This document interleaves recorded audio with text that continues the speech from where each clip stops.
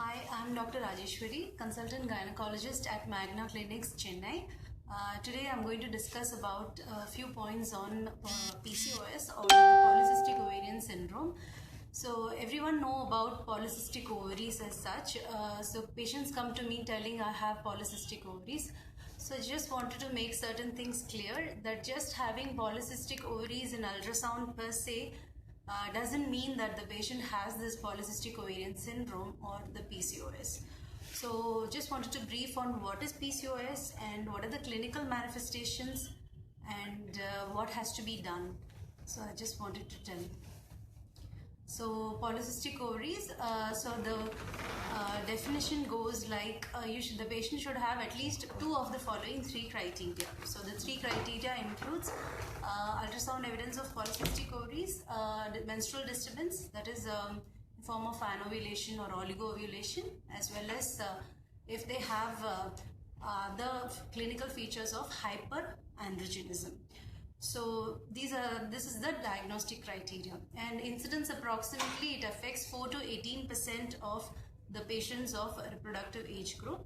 And coming on to the cause or etiology, exact etiology is unknown, but yes, it has a certain amount of genetic basis in the etiology.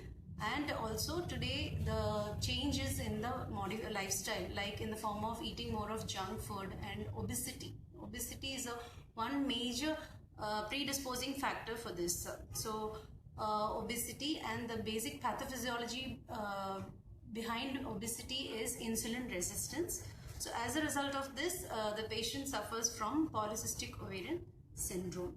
So what are the clinical features the patients come to us is, it might range from disturbance in menstrual disturbance, like oligomenorrhea or irregular menstrual cycles, or they can have thinning of scalp hair or acne or other things like this. Okay, so and also issues in fertility. So that is another important thing that patients come to us. Most of the time they come to us having difficulty in conceiving, and then we diagnose with this condition.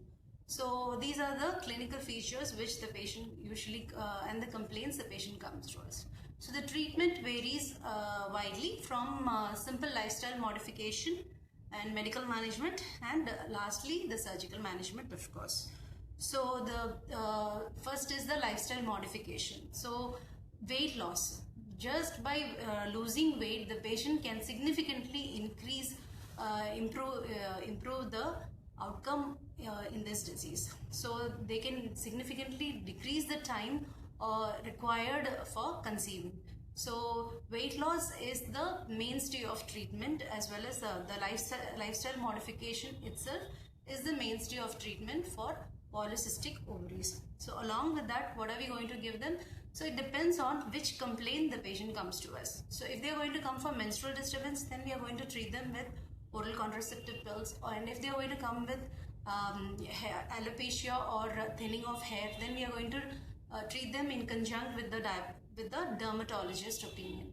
And if their problem is acne, then accordingly the specific oral contraceptive pills and other cosmetological procedures we will advise them. Then if their issue is infertility or difficulty in conceiving, then apart from lifestyle modification, we also give them ovulation induction agents and then follow up accordingly.